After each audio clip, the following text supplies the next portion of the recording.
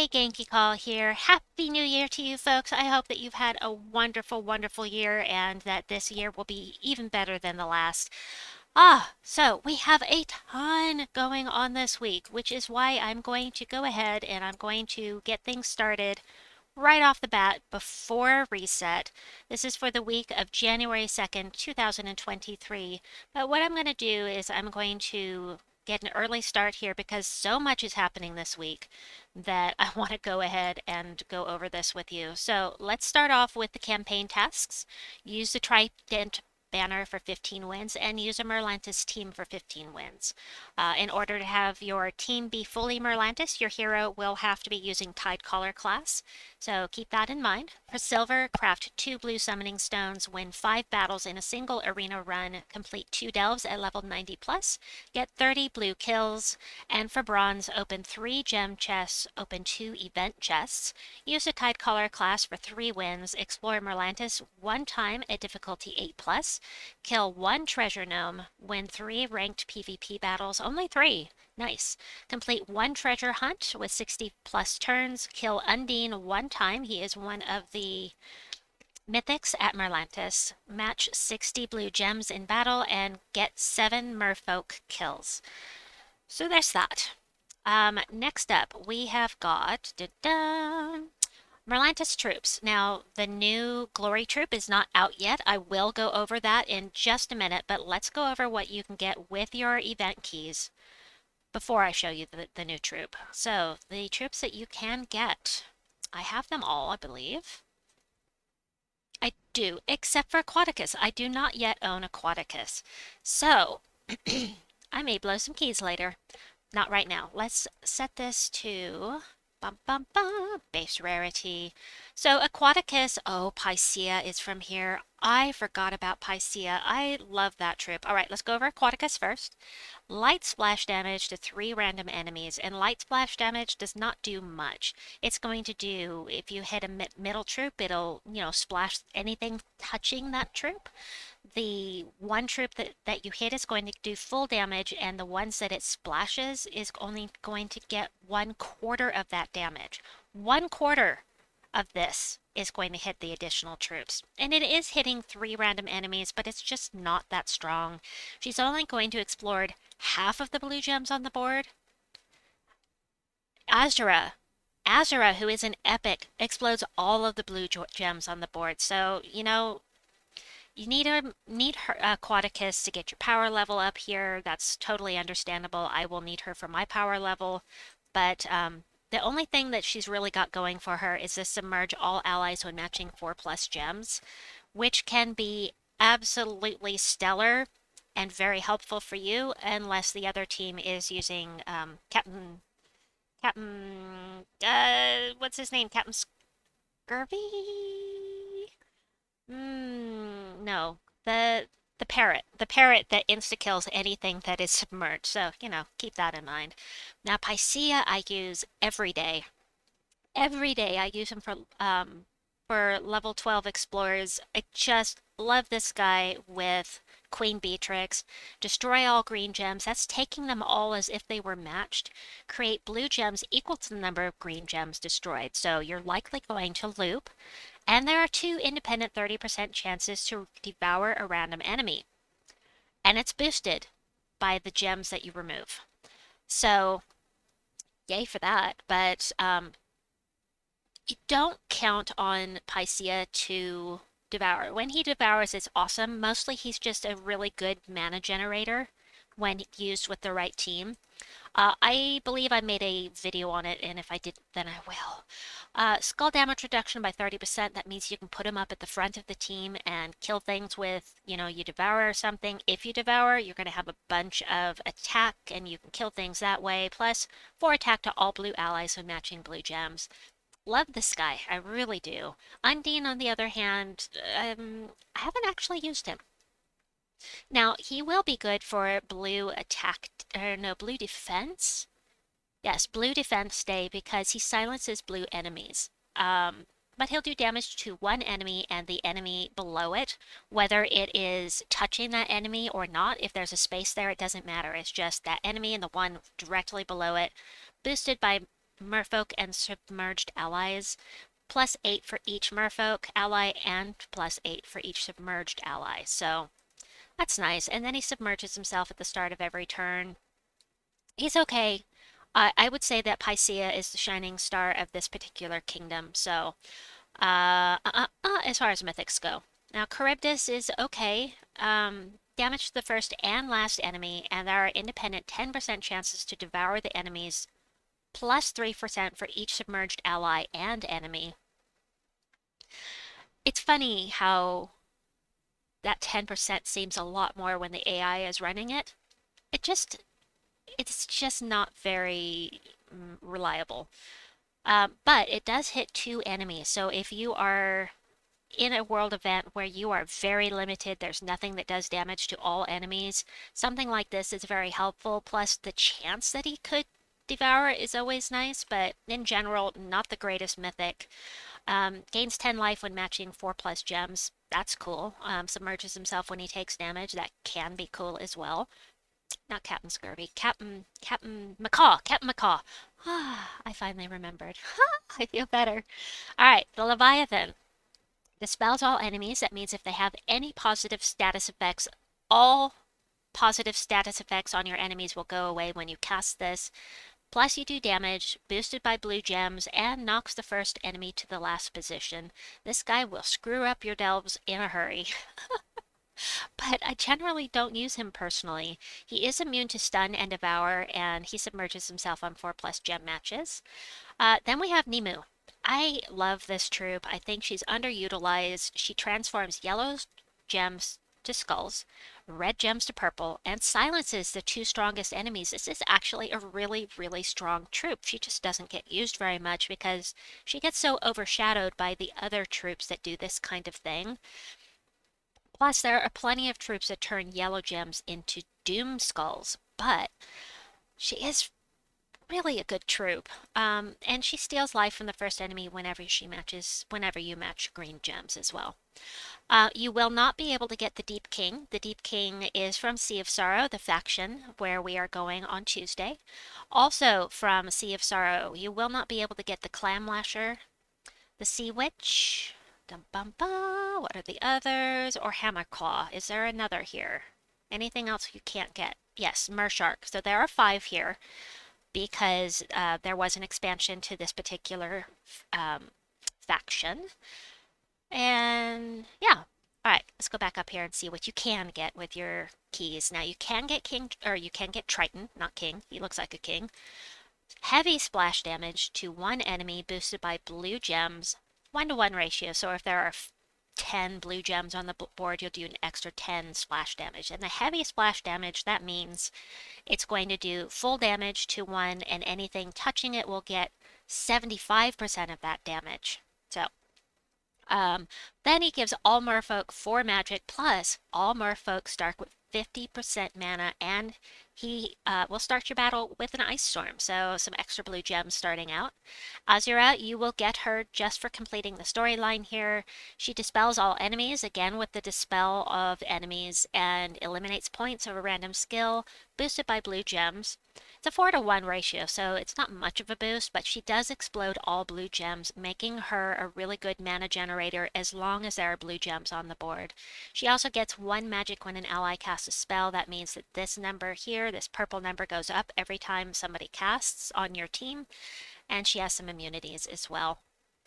Next up, we have Cyrene. She drains 7 mana from 1 enemy, eliminates some magic, and then stuns and entangles them. She's okay. I mean, if you don't have anything else, there's so many better troops, but I mean, she is just an epic, so. Next up, we have the Mantis Shrimp. This one is true damage to an enemy, knocks them to the last position, and submerges himself. He does start battle with 50% mana and double skull damage versus submerged enemies and double skull damage versus stunned enemies. So, you know, if they're running with submerge and if you can stun them, he'll do, you know, some extra damage, but he has no skull damage reduction, making it not great to put at the front of your team. Next up is Narita, which is actually a female, surprisingly, based on that face.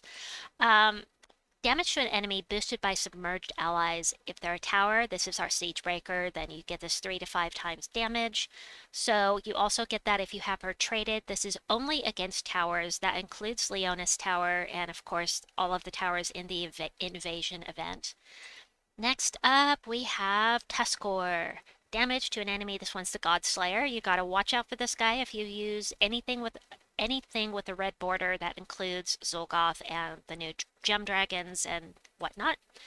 Damage to an enemy boosted by blue allies and enemies, and if they're a boss that's anything with a red border, you get the 3 to 5 times damage.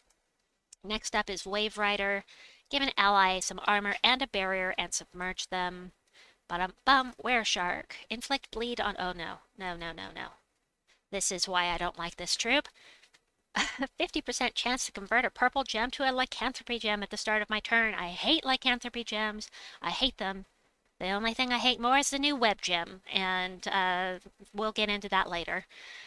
Anyway, spell is inflict bleed on an enemy. If they use blue mana, inflict it twice more. That can do quite a bit of damage. 3 layers of bleed does true damage every turn. 4 layers of bleed does 10 damage every turn. So that can be powerful, but there's a 5% chance to devour them for each lycanthropy gem on the board. It's just so dangerous to run with those lycanthropy gems. It's not worth it to me personally. Anglerfin destroys all yellow gems. That's as if they were matched, and a 10% chance to devour an enemy boosted by yellow gems destroyed. If there are 10 yellow gems, that's an extra 10% chance because it's a 1-to-1 ratio over here. So each yellow gem is an extra 1% chance to devour the enemy. Skull damage reduction by 30%. Cool. Summon an ice storm when an enemy dies. Also can be helpful. And it feeds back into himself. The axolotl creates a mixture of 18 blue and green gems. This thing can be really, really good as a mana generator. Plus, you get bonus blue mana from blue gem matches for your team. So, I mean, it's a really good troop. It's just been overshadowed by so many other good mana generators out there. The Coral Golem explodes 1 gem, submerges a random ally for every green gem destroyed, and gains armor and life. If you've ever tried if you've ever tried pure faction fighting against this guy, he will absolutely tank up so much you won't be able to kill him. But using him yourself, not so much. But he does have skull damage by 50% and immunity to devour. So, next up we have the Lamprey. Deal damage to an enemy with a 30% chance to devour them if they use blue mana. Mernite. Explode a gem. Gain life. Boosted by blue gems destroyed. Submerge and barrier myself. Merlion. Now the Merlion does damage to an enemy and a random enemy. This is another one of those troops that will do damage to 2 enemies. Again, very, very helpful if you're doing an event where you have nothing available that does damage to all enemies or no scatter damage, that kind of thing. This can be very helpful, and he does double damage if they're silenced, and he silences them. So you might get double damage with this guy. He is impervious as well. Oops, nope, that's right. So Chris Turtle can be very useful in the bounty events. Convert a chosen color to brown, barrier, and submerge a random ally. It's really useful because it has skull damage reduction by 50%. I used to use this guy a lot until Ogress came along, and Ogress is so much better, in my opinion, and so much more my playstyle that I never use Chris Turtle anymore, but it is a very useful bounty troop. The Hippocampus destroys a rogue, gives life to 1 random ally, boosted by yellow gems destroyed. Double the effect if they use blue mana. So, and it does start with 50% mana, but there are better options. Unless you're very low level and this is what you have available, in which case it can be very useful. Kuotani does splash damage to an enemy. This means full damage to whatever you target. Anything touching it will get half of that damage. So now we've gone over all 3 kinds of splash damage: light, regular, and heavy splash damage. So if you need that information, you can scroll back or look at my video where I describe all that. Anyway, then submerges himself. He's immune to web. This is going to be helpful with the new web gems coming out. And mermaid. Damage to an enemy and explode 2 blue gems. It's not much. Does do double skull damage versus rogues. It's a bounty hunter. I would never use this thing for bounty ever. It's just not very useful for that. Can't get. Marrovax does damage to an enemy, creates 6 blue gems boosted by submerged allies, an extra 3 blue gems for every submerged ally, and then inflicts bleed if you have him at the front. He can do double skull damage versus submerged enemies. And then lastly, the giant crab, who does damage to the first enemy and the last enemy and then switches them. This is again one of those troops that does damage to more than one enemy and can be helpful in certain events. So, I did say I would tell you about the new troop. I'm going to get my tributes first, though. Ah! If you go into the shop and click on weekly event, right this second, it's not showing it because reset isn't for a little over an hour. But let me show you what the new troop is. The new troop is called the Sea Scavenger, and this thing is so cool looking. Look at it. Ah, that is pretty epic artwork. I love it. Love it, love it, love it. But what it does magic +3 damage to the last enemy with a 20% chance to devour them. Then he submerges himself. So it's along the same lines as everything else from Merlantis that has a chance to devour.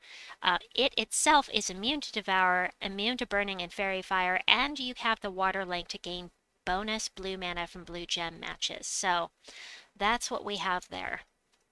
So you want to be sure and grab that. Let me see what colors he uses. My bad. Sorry, I forgot to look. So the colors that he uses... Where is it? Is it here? No. Hold on. I know it's here. It should say what the colors are. Okay. It does not say there.